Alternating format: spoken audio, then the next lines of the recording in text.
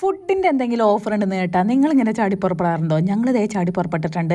അപ്പം നേരത്തെ തന്നെ പോയാൽ ക്യൂ നിൽക്കേണ്ട വരില്ല എന്ന് വിചാരിച്ച് ഓടി ചാടി 6 മണിയായപ്പോഴേക്ക് എത്തിയതാണ്. പക്ഷേ ദേ നീണ്ട ക്യൂ ആയിരുന്നു.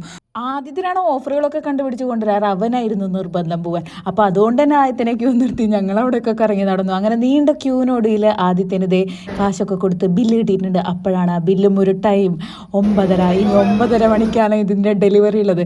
അപ്പോൾ പിന്നെ നമുക്ക് ഇഷ്ടം പോലെ സമയമുണ്ട്. അപ്പോൾ അതുകൊണ്ട് തന്നെ ഹൈപ്പർ മാർക്കറ്റിൽ പോയി കുറച്ച് പർച്ചേസൊക്കെ ഉണ്ടായിരുന്നു. അതൊക്കെ കഴിഞ്ഞ് പിന്നെ നൈക്കേൻ്റെ കയറി കുറച്ച് ഡ്രസ്സൊക്കെ വാങ്ങിച്ചു. പിന്നെ അതേ ഗാലക്സിയിൽ ഒരു സിനിമയും ബുക്ക് ചെയ്തിട്ടുണ്ട്, മോളിവുഡ് ടൈംസ്. 10:20 ടൈം അത്. അപ്പോൾ 9:30 KFC കഴിച്ചിട്ട് വേണം നമുക്ക് സിനിമയ്ക്ക് കയറാൻ. അപ്പോൾ 9:30 KFC കിട്ടിയില്ലെങ്കിലാണ് നമ്മുടെ പണി മുഴുവൻ പാടുക.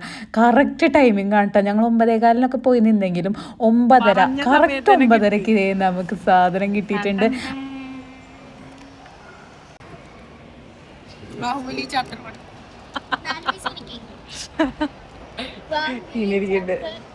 ആദ്യത്തിന് വയ്യാണ്ടായി.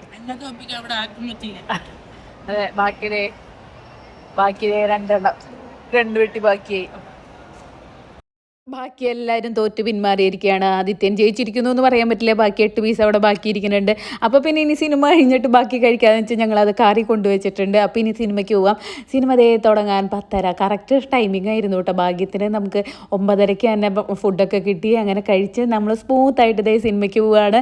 അപ്പോൾ സിനിമ എങ്ങനെ ഉണ്ടായിരുന്നു എന്ന് വെച്ചാൽ കുഴപ്പമുണ്ടായിരുന്നില്ല. ആളുടെ എപ്പോഴും ഉള്ള ക്യാരക്ടറിൽ നിന്ന് ഒരു വ്യത്യസ്തമായിട്ടുള്ള ഒരു ക്യാരക്ടറാണ്. കുഴപ്പമില്ല, കണ്ടിരിക്കാം. പിന്നെ ഇൻ്റർവെല്ലായപ്പോൾ ഒരു ചായയൊക്കെ കുടിച്ച് പിന്നെ വീട്ടിൽ പോയി ബാക്കി 8 പീസും കഴിച്ചിട്ടാണ് ഞങ്ങൾ കിടന്നുറങ്ങിയത് ഗൈസ്. അത് വീഡിയോ എടുക്കാൻ വിട്ടുപോയി. പക്ഷെ പിറ്റേ ദിവസം എൻ്റെ വേറെ അസുഖമൊന്നും ഉണ്ടായിരുന്നില്ല. സമാധാനം.